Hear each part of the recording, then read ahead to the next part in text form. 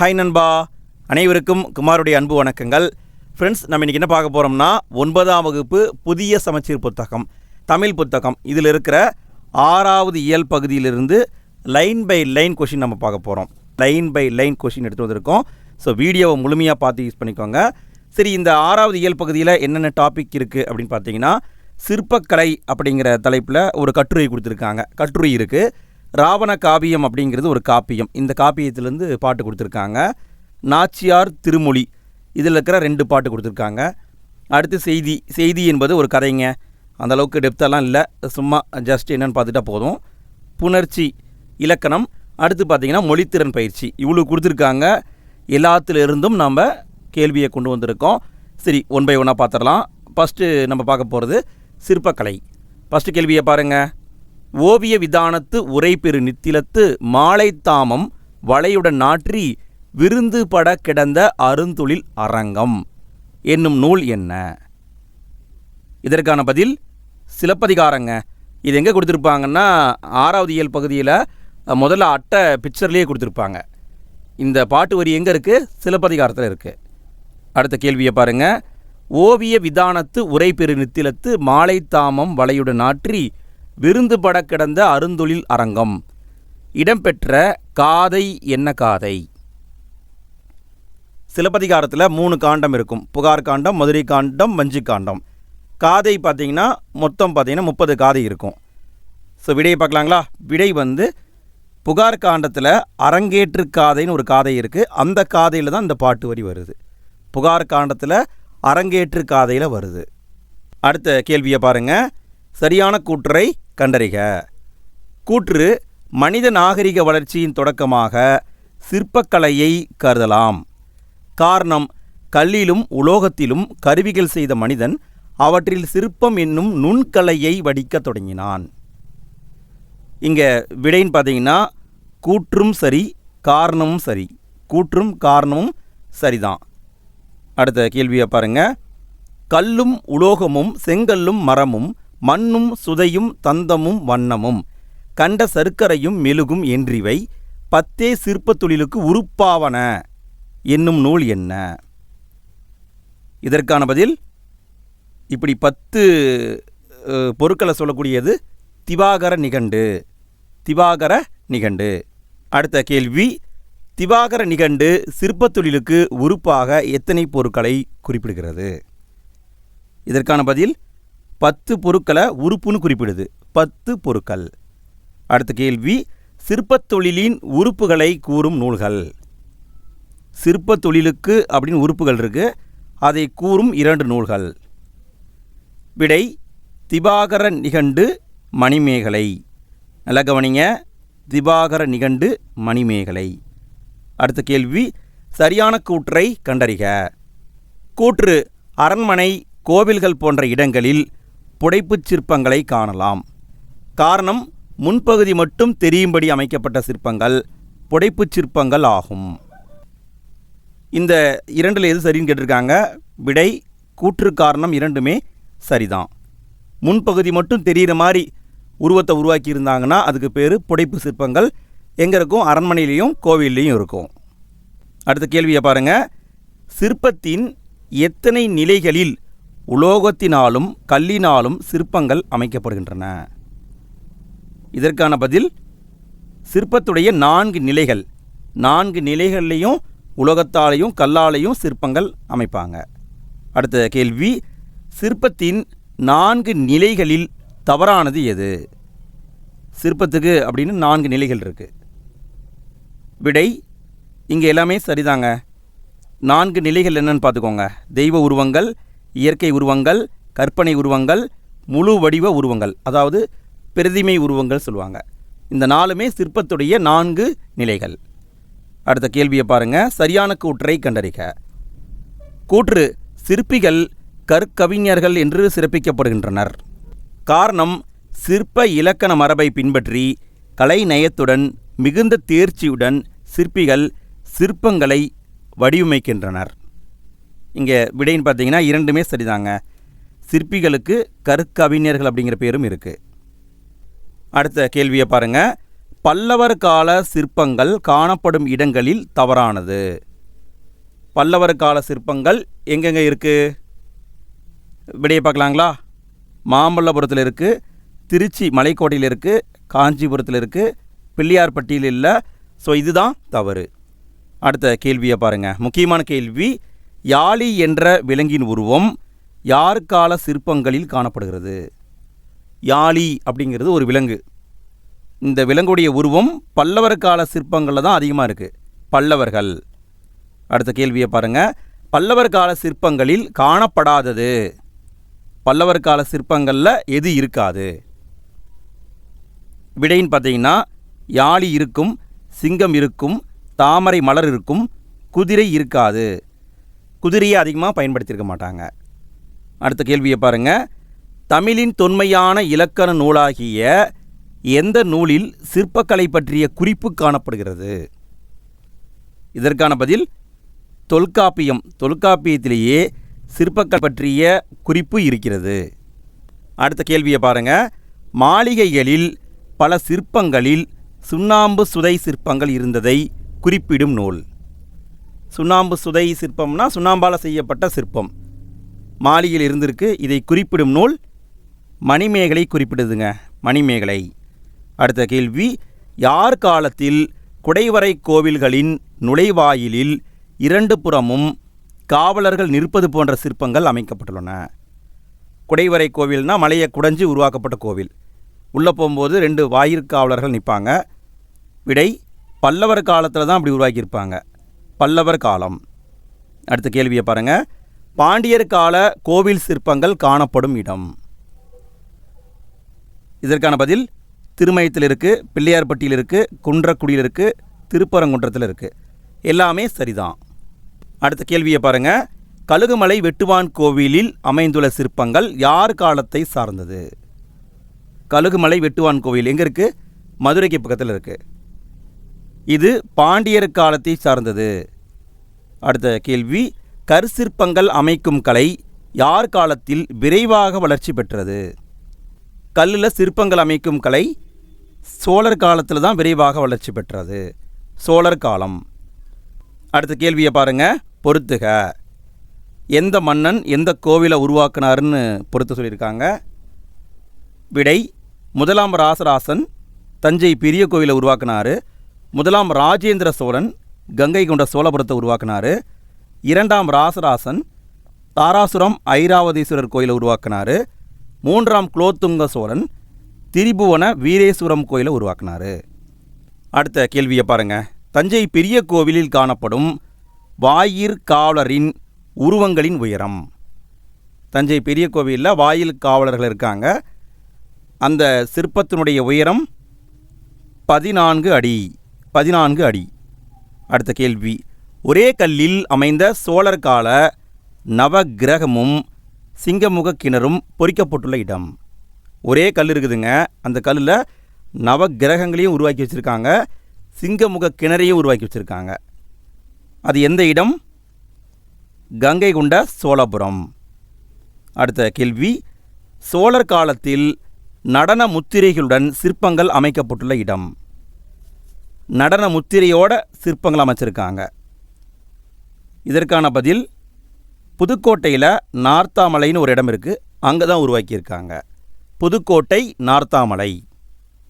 அடுத்த கேள்வியை பாருங்கள், புதுக்கோட்டை மாவட்டத்தில் உள்ள கொடும்பாளூரில் மூவர் கோவில் சிற்பங்களை அமைத்தவர் யார்?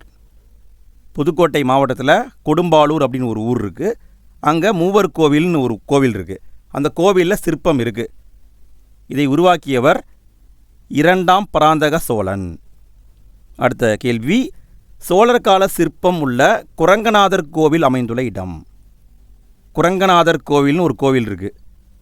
இந்த கோவில் எங்கே இருக்குது? திருச்சிராப்பள்ளிக்கு பக்கத்தில் சீனிவாசநல்லூர்னு ஒரு ஊர் இருக்குது, அங்கே தான் குரங்கநாதர் கோவில் இருக்குது. இதுக்கான பதில் திருச்சிராப்பள்ளி என்பது தான் கரெக்டு. அடுத்த கேள்வியை பாருங்கள், செப்பு திருமேனிகளின் பொற்காலம் என அழைக்கப்படுவது. முக்கியமான கேள்விங்க.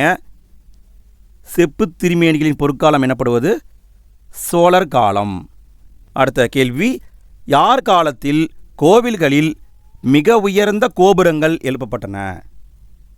கோவிலில் மிக உயர்ந்த கோபுரம் இருந்தாவே கண்டிப்பாக அது விஜயநகர ஆட்சி காலம். அடுத்த கேள்வி, தெலுங்கு கன்னட பகுதி சிற்பக்கலையின் தாக்கம் தமிழக சிற்பக்கலைகளில் ஏற்பட்ட காலம். விடை விஜயநகரர் காலம். அடுத்த கேள்வி, யார் கால சிற்பங்களில் குதிரையின் உருவம் அதிகம் காணப்படுகிறது? குதிரையுடைய உருவம் அதிகமாக இருந்தாவே கண்டிப்பாக அது விஜயநகரர் காலம். நல்லா கவனிங்க, குதிரையுடைய சிம்பிள் அதிகமாக இருந்தால் அது விஜயநகர காலம். அடுத்த கேள்வியை பாருங்கள். விஜயநகர மன்னர் காலத்தில் சிற்பங்களில் சரியானது எது? 4 பாயிண்ட் இருக்குது, எது கரெக்டுன்னு கண்டுபிடிக்கணும்.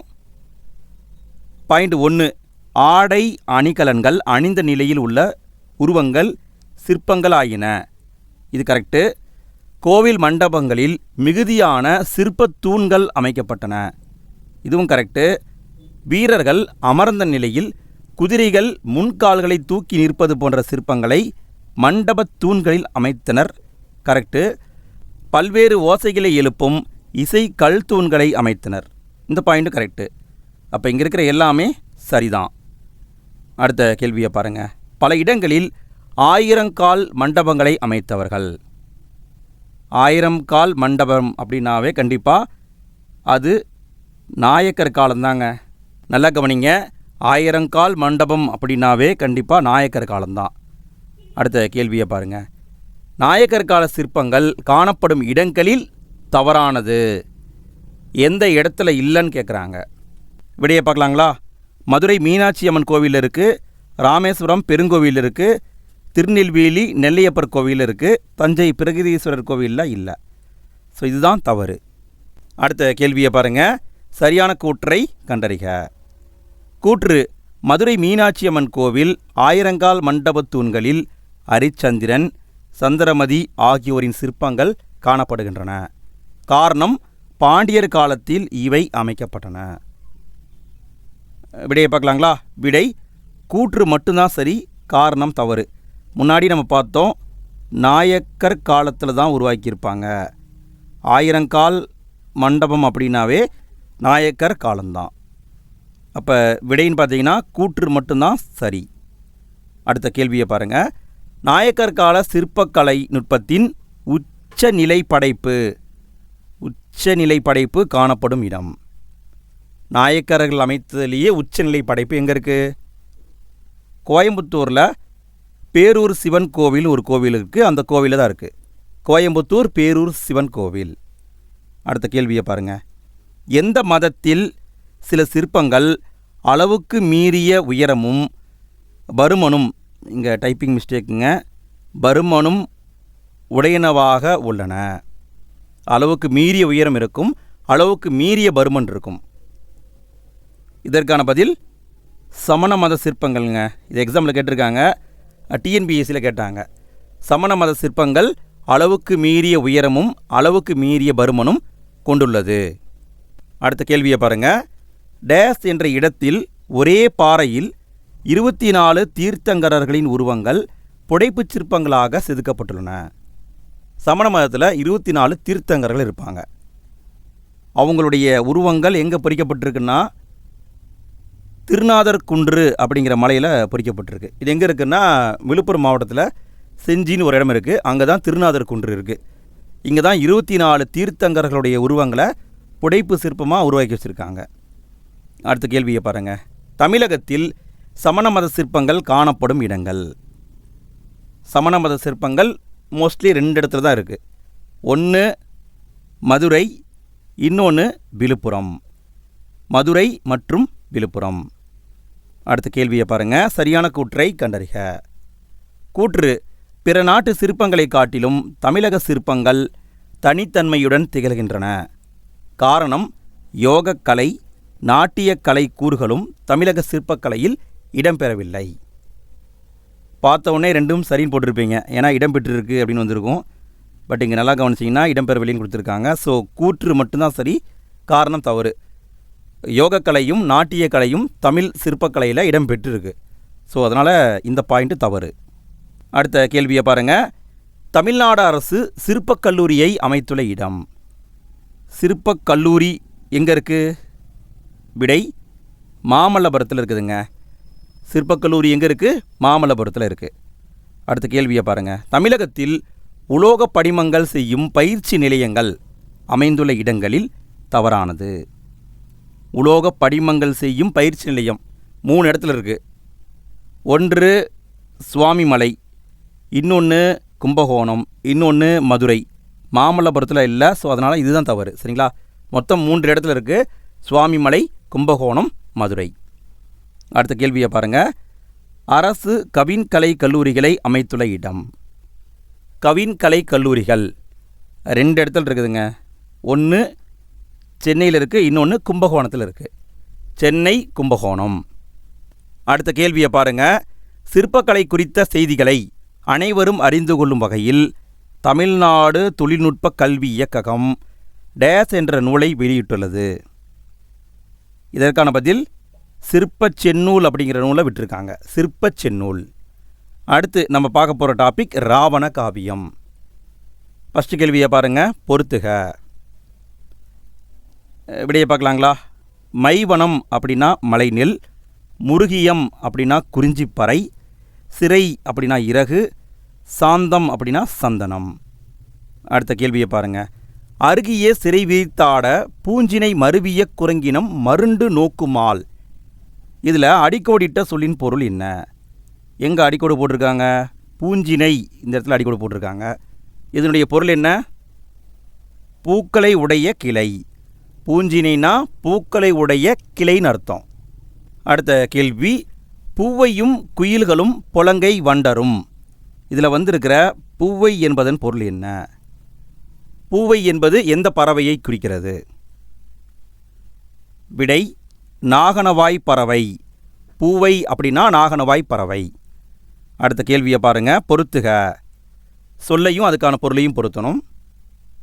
விடை பொலம் அப்படின்னா அழகு, கடறு அப்படின்னா காடு, பொலி அப்படின்னா தானிய குவியல், உலை என்பது ஒரு வகையான மான். அடுத்த கேள்வி. முக்குழல்களில் பொருந்தாதது எது? குழல்கள் மொத்தம் 3 இருக்குதுங்க. விடையை பார்க்கலாங்களா? கொன்றை குழல், ஆம்பல் குழல், மூங்கில் குழல்.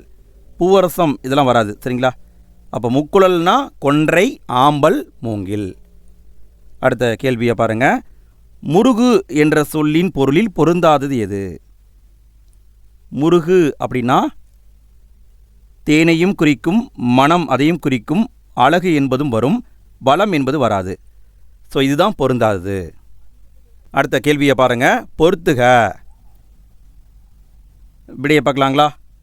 குருளை அப்படின்னா குட்டி, இணைந்து அப்படின்னா துன்புறுதல். நல்லா கவனிங்க. 2 சுழி நை வந்திருக்கு. இப்படி வந்தால் துன்புறுதல்னு அர்த்தம். உயங்குதல் அப்படின்னா வருந்துதல், படிக்குற அப்படின்னா நிலத்தில் பீல. அடுத்த கேள்வியை பாருங்கள்.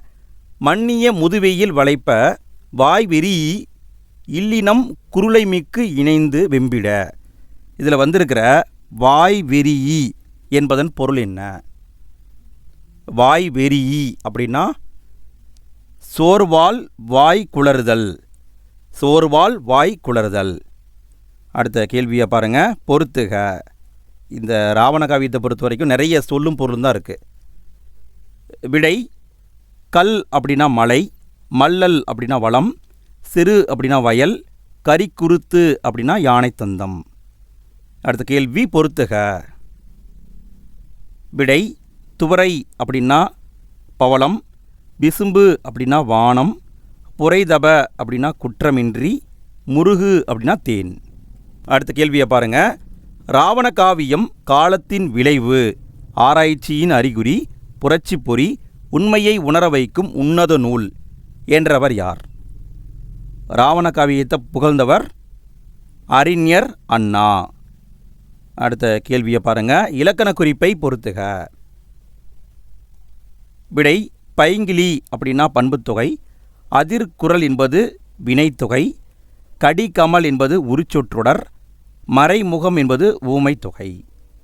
அடுத்த கேள்வி. பொறுத்துக. இலக்கண குறிப்பை பொருத்தணும்.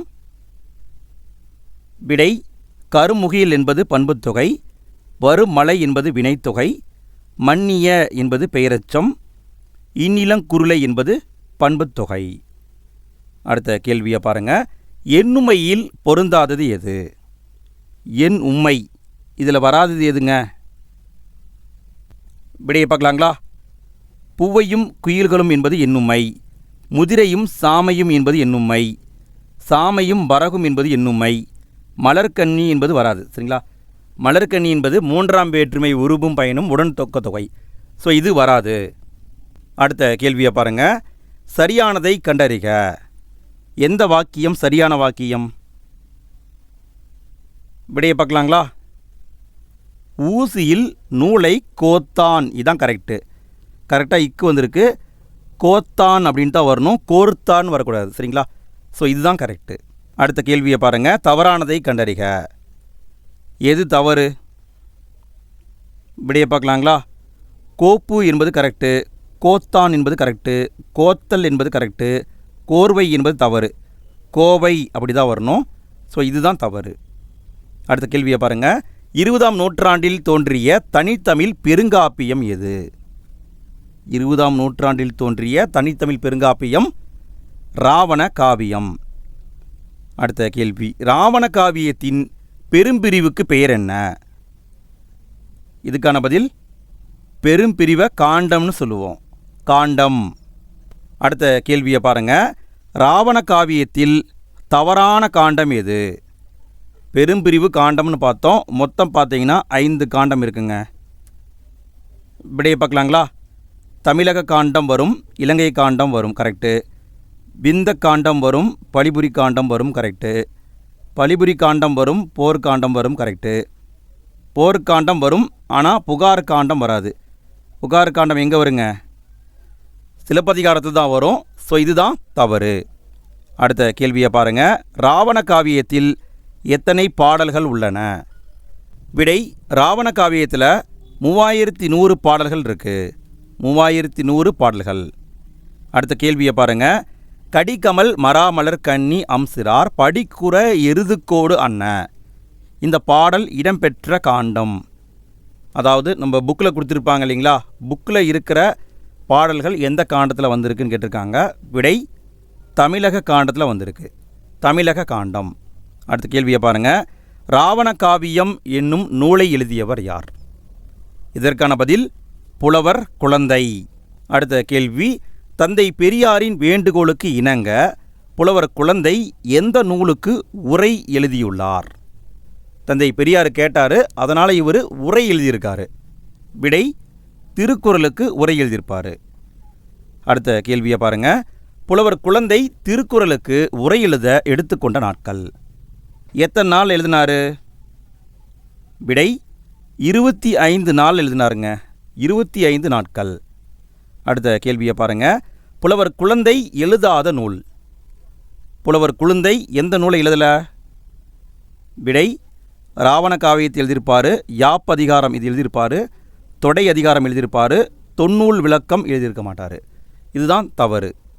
அடுத்த கேள்வியை பாருங்கள். ராவண காவியத்தில் முதன்மை நாயகன் யார்? இதற்கான பதில் ராவணன் தான் முதன்மை நாயகன். அடுத்து நம்ம பார்க்க போகிற டாபிக் நாச்சியார் திருமொழி. ஃபஸ்ட்டு கேள்வியை பாருங்கள். நாச்சியார் திருமொழி என்னும் நூலை எழுதியவர் யார்?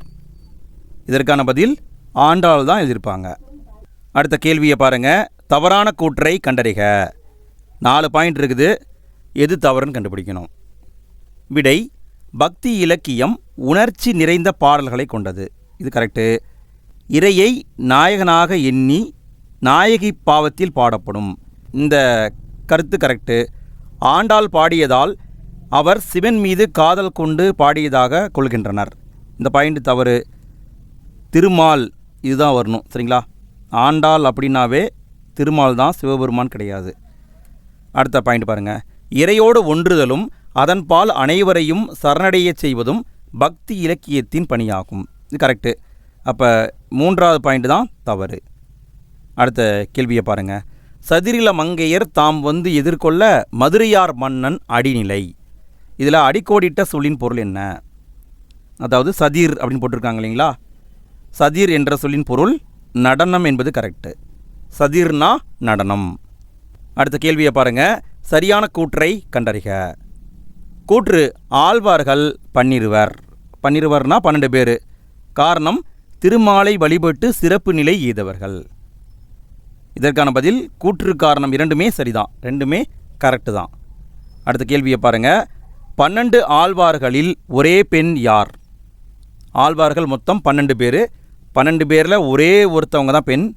விடை ஆண்டாள். அடுத்த கேள்வியை பாருங்கள்.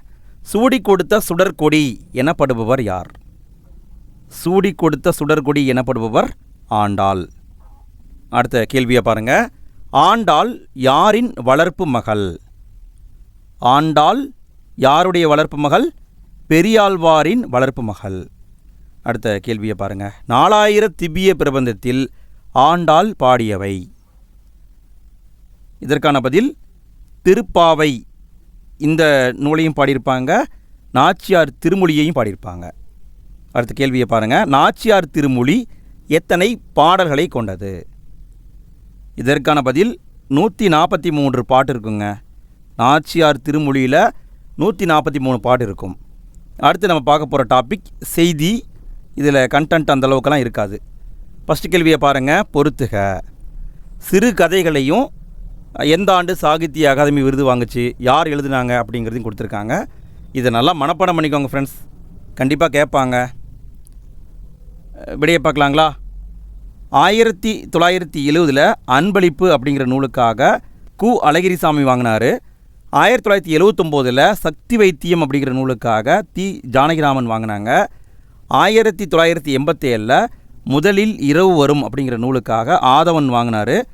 1996 அப்பாவின் சிநேகிதர் அப்படிங்கிற நூலுக்காக அசோகமித்திரன் வாங்கினார். அடுத்த கேள்வியை பாருங்கள். பொறுத்துக. சாகித்ய அகாதமி விருது எப்போ வாங்குச்சு, எந்த நூல் வாங்குச்சு, யார் ஆசிரியர்னு கொடுத்துருக்காங்க. விடையை பார்க்கலாங்களா? 2008 மின்சாரப்பூ அப்படிங்கிற நூலுக்காக மேலாண்மை பொன்னுசாமி வாங்கினார். 2010 சூடிய பூ சூடர்க்க அப்படிங்கிற நூலுக்காக நாஞ்சில் நாடான் வாங்கினாங்க.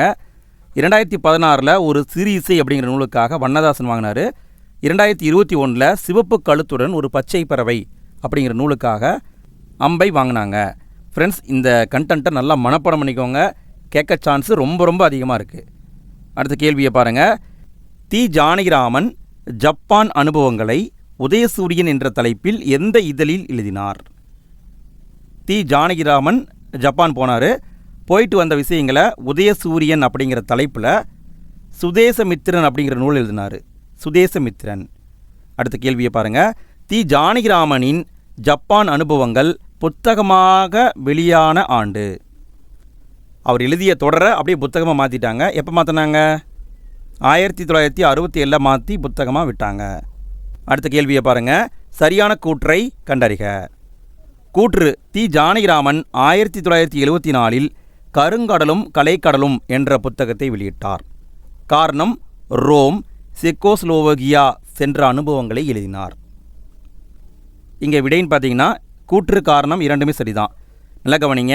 கருங்கடலும் கலைக்கடலும் அப்படிங்கிறது ஒரு புத்தகம் 1974 வெளிவந்தது. தி. ஜானகிராமன் எழுதினார். அடுத்த கேள்வியை பாருங்கள். தி. ஜானகிராமனின் பயண கட்டுரைகளில் பொருந்தாதது. இவர் பயணம் பண்ணி எழுதியிருக்கார் இல்லைங்களா, அதில் பொருந்தாததுன்னு கேட்டிருக்காங்க. விடை அடுத்த வீடு 50 மைல் கரெக்டு, நடந்தாய் வாலி காவேரி கரெக்டு, கருங்கடலும் கலைக்கடலும் கரெக்டு. இது எல்லாமே பயண கட்டுரைகள். சிவப்பு ரிக்ஷா என்பது சிறுகதை தொகுதி. ஸோ இதுதான் வராதது. அடுத்த கேள்வியை பாருங்கள். தி. ஜானகிராமன் டேஸ் மண் வாசனையுடன் கதைகளை படைத்தார். விடை தி. ஜானகிராமன் தஞ்சாவூர் மண் வாசனையுடன் கதைகளை படைத்தார். இவர் தஞ்சாவூர்காரருங்க. அடுத்த கேள்வியை பாருங்கள். தி. ஜானகிராமன் ஆற்றிய பணிகள். தி. ஜானகிராமன் என்னென்ன வேலை பார்த்தாரு அப்படின்னு கொடுத்துருக்காங்க. விடையை பார்க்கலாங்களா? உயர்நிலைப்பள்ளி ஆசிரியராக பணியாற்றினார். வானொலி கல்வி ஒலிபரப்பு அமைப்பாளராக பணியாற்றினார். ஸோ இந்த ரெண்டும் கரெக்டு. அடுத்த கேள்வியை பாருங்கள். அவரவர் அனுபவிப்பதும் எழுத்தாக வடிப்பதும் அவரவர் முறை என்ற கோட்பாட்டை கொண்டவர் யார்? இதற்கான பதில் தி. ஜானகிராமனுடைய கோட்பாடு தான் இந்த கோட்பாடு. அடுத்த கேள்வியை பாருங்கள். செய்தி என்ற கதை டேஸ் என்ற சிறுகதை தொகுப்பில் உள்ளது. இதற்கான பதில் சிவப்பு ரிக்ஷான்னு ஒரு புத்தகம் இருக்குது. அந்த புத்தகத்தில் தான் செய்தி அப்படிங்கிற கதையானது இடம்பெற்றிருக்கு. அடுத்த கேள்வியை பாருங்கள். தி ஜானகிராமனின் கதைகள் வராத இதழ். நிறைய இதழில் இவருடைய கதை வந்திருக்கு. விடையை பார்க்கலாங்களா? மணிக்கொடியில் வந்திருக்கு, கிராம ஊழியனில் வந்திருக்கு, கணையாளியில் வந்திருக்கு, கலைமகளில் வந்திருக்கு, சுதேச மித்திரனில் வந்திருக்கு, கல்கியில் வந்திருக்கு, ஆனந்த விகடனில் வந்திருக்கு. ஆனால் தினமணியில் வரல. ஸோ இதுதான் தவறு. சரிங்களா? ஆனந்த விகடன் ஓகே, தினமணியில் வரல. இதுதான் தவறு. அடுத்த கேள்வியை பாருங்கள். தஞ்சை பகுதியை சாராதவர் யார்? தஞ்சை பகுதியை சாராதவர் சுசமுத்திரம் சாரமாட்டாருங்க. சுசமுத்திரம் தஞ்சாவூர்காரர் கிடையாது. மௌனி, தி ஜானகிராமன், உவேசாமிநாதர் எல்லாமே தஞ்சாவூர்காரங்க. சுசமுத்திரம் தஞ்சாவூர்காரர் கிடையாது. இவர் எந்த பகுதியை சார்ந்தவர் அப்படின்னு நாமளே ஆல்ரெடி வீடியோ போட்டிருக்கோம். இதை 10th புத்தகத்தில் கொடுத்துருப்பாங்க, நம்ம வீடியோ போட்டிருப்போம், நீங்கள் பார்த்துருப்பீங்கன்னு நினைக்கிறேன். ஃப்ரெண்ட்ஸ், இந்த கேள்விக்கான பதில் தெரிஞ்சால் கமெண்ட்டில் போட்டுவிடுங்க பார்க்கலாம். சுசமுத்திரம் எந்த பகுதியை சார்ந்தவர்? அடுத்த கேள்வியை பாருங்கள். சரியான கூற்றை கண்டறிக. கூற்று: நாதசுரம் 600 ஆண்டுகளுக்கு முன்புதான் தமிழகத்தில் வாசிக்கப்பட்டது. காரணம்: 13ஆம் நூற்றாண்டில் எழுதப்பட்ட சங்கீத ரத்னாகரம் என்ற நூலில் இக்கருவி குறிப்பிடப்படவில்லை. இதற்கான பதில் கூற்று, காரணம் இரண்டுமே சரிதாங்க. அதாவது 13ஆம் நூற்றாண்டில் சங்கீத ரத்னாகரம் அப்படிங்கிற புத்தகத்தை எழுதியிருக்காங்க. அந்த புத்தகத்தில் இசைக்கருவிகளுடைய பெயர்கள் வந்திருக்கு. அதில் நாகசுரம் அப்படிங்கிற பேரே இல்லை. ஸோ அதனால் இப்போ தான் நாகசுரம் உருவாகியிருக்குங்கிறது நமக்கு தெரியுது. ஸோ இங்கே பார்த்தீங்கன்னா கூற்று, காரணம் இரண்டுமே சரிதான். அடுத்த கேள்வியை பாருங்கள். சரியான கூற்றை கண்டறிக. கூற்று: நாகசுரம் பழைய வீடுகளிலிருந்து பிரிக்கப்பட்ட ஆச்சா மரக்கட்டைகளிலிருந்து தயாரிக்கப்படுகிறது. காரணம்: வெட்டப்பட்ட ஆச்சா மரங்களை நீண்ட நாட்கள் வைத்திருந்த பிறகு இந்த கருவி உருவாக்கப்படும். விடைன்னு பார்த்தீங்கன்னா கூற்று, காரணம் இரண்டுமே சரிதாங்க. அடுத்து நம்ம பார்க்க போகிறது இலக்கணம் புணர்ச்சி அப்படிங்கிற தலைப்பை நம்ம பார்க்க போகிறோம். ஃபஸ்ட்டு கேள்வியை பாருங்கள். தவறானது எது? சொற்களை சேர்த்து எழுதும் பொழுது கரெக்டாக நம்ம எழுதணும். இதில் ஏதோ ஒரு தவறு இருக்குது. விடையை பார்க்கலாங்களா? மணி கூட்டல் அடி மணி அடி கரெக்டு. ஆள் கூட்டல் இலை ஆளிலை கரெக்டு. மரம் கூட்டல் கிளை மரக்கிளை கரெக்டு. பனி கூட்டல் காற்று பனிக்காற்று இக்கு வந்திருக்கணும், வரல. அதனால் இதுதான் தவறு. அடுத்த கேள்வியை பாருங்கள். குற்றிய லுகரங்களை பொறுத்துக. குற்றிய லுகரத்தில் 6 டைப் இருக்கும். விடையை பார்க்கலாங்களா? வன் தொடர் குற்றியலுகரத்துக்கு எடுத்துக்காட்டு நாக்கு. மேன் தொடர் குற்றியலுகரத்துக்கு எடுத்துக்காட்டு நெஞ்சு. இடைத்தொடர் குற்றியலுகரத்துக்கு எடுத்துக்காட்டு மார்பு. உயிர் தொடர் குற்றியலுகரத்துக்கு எடுத்துக்காட்டு முதுகு. அடுத்த கேள்வியை பாருங்கள். தவறான கூற்றை கண்டறிக. 4 பாயிண்ட் இருக்குது. எது தவறோ அதை கண்டுபிடிக்கணும். விடையை பார்க்கலாங்களா? யகர ஈற்று சொற்களின் முன் மெல்லினம் மிகும். இது கரெக்டு. வேற்றினிலை மெய் மயக்கத்தில் யா ரா லா முன்னர் மெல்லினம் மிகும். இது கரெக்டு. பூ என்னும் பெயர் முன்னர் வல்லினத்தோடு மெல்லினமும் மிகும். கரெக்டு. உயிரெழுத்தை இறுதியில் கொண்ட மரப்பெயர்களுக்கு முன்னர் மெல்லினம் மிகும். இதுவும் கரெக்டு. இங்கே தவறான பாயிண்ட் எதுவுமே இல்லைங்க, எல்லாமே சரிதான். அடுத்து நம்ம பார்க்க போகிறது பாடநூல் வினாக்களை பார்க்க போகிறோம். ஃபஸ்ட்டு கேள்வியை பாருங்கள். பல்லவர் கால சிற்பங்களுக்கு சிறந்த சான்று. இதற்கான பதில் மாமல்லபுரம் என்பது கரெக்டு. அடுத்த கேள்வி. திருநாதர் குன்றில் ஒரு பாறையில் புடைப்பு சிற்பங்களாக உள்ளவை. திருநாதர் குன்றில் என்ன இருக்குதுங்க? 24 தீர்த்தங்கர்களுடைய உருவம் இருக்குது. அடுத்த கேள்வியை பாருங்கள். பொதுவர்கள் பொலி உற போர் அடித்திடும். எந்த நிலப்பகுதியில் இது நடக்கும்னு கேட்டிருக்காங்க. இது ராவண காவியத்தில் இருக்குது. விடை முல்லை நிலத்தில் தான் இது நடக்கும். அடுத்த கேள்வியை பாருங்கள். அதிர புகுத கனா கண்டேன். இந்த வரியில் குறிப்பிடப்படும் யார் கனவில் யார் அதிர புகுந்தார்? இது நாச்சியார் திருமொழிங்க. ஆண்டாளின் கனவில் கண்ணன் புகுந்தான். அடுத்த கேள்வியை பாருங்கள். மரவேர் என்பது எந்த வகையான புணர்ச்சி? மரம் கூட்டல் வேர் மரவேர். இம் அப்படிங்கிறது போயிடுச்சு. அதனால் இங்கே வந்திருக்கிறது கெடுதல் புணர்ச்சி தான் வந்திருக்கு. அடுத்த கேள்வியை பாருங்கள். எழுத்து வகை அறிந்து பொறுத்துக. விடையை பார்க்கலாங்களா? இயல் அப்படிங்கிறது உயிர் முதல் மெய்யீறு. புதிது அப்படிங்கிறது மெய் முதல் உயிரீறு. ஆணி என்பது உயிர் முதல் உயிரீறு. வரம் என்பது மெய் முதல் மெய்யீறு. அடுத்த கேள்வியை பாருங்கள். புணர்ச்சிகளை முதல் ஈற்றுச்சொல் வகையால் பொருத்துக. விடை செல்வி கூட்டல் ஆடினாள் என்பது உயிர் ஈறு உயிர் முதல் ரெண்டுமே வந்திருக்கு. பாலை கூட்டல் திணை இதில் உயிர் ஈரும் மெய் முதலும் வந்திருக்கு. கோல் கூட்டல் ஆட்டம் இதில் மெய்யீரும் உயிர் முதலும் வந்திருக்கு. மண் கூட்டல் சரிந்தது இதில் மெய்யீரும் மெய் முதலும் வந்திருக்கு. அடுத்த கேள்வியை பாருங்கள். எத்தனை பெரிய வானம் எண்ணிப்பார் உனையும் நீயே. இத்தரை கொய்யா பிஞ்சு நீ அதில் சிற்றெரும்பே. அத்தனை பேரும் மெய்யாய் அப்படித்தானே மானே. பித்தேரி மேல் கீழ் என்று மக்கள் தாம் பேசல் என்னே என்று பாடியவர் யார்? இதற்கான பதில் பாவேந்தர் பாரதிதாசன் தான் பாடியிருப்பாருங்க. பாவேந்தர் பாரதிதாசன். அடுத்த கேள்வியை பாருங்கள். சரியான கூற்றை கண்டறிக. எது கரெக்டான வாசகம்னு கண்டுபிடிக்கணும். ஃப்ரெண்ட்ஸ், வீடியோவுக்கு லைக் போட நண்பர்கள் வீடியோவுக்கு லைக் போட்டுருங்க. இதே மாதிரி மற்ற இயல்களுக்கும் நம்ம வீடியோ போட்டிருக்கோம்.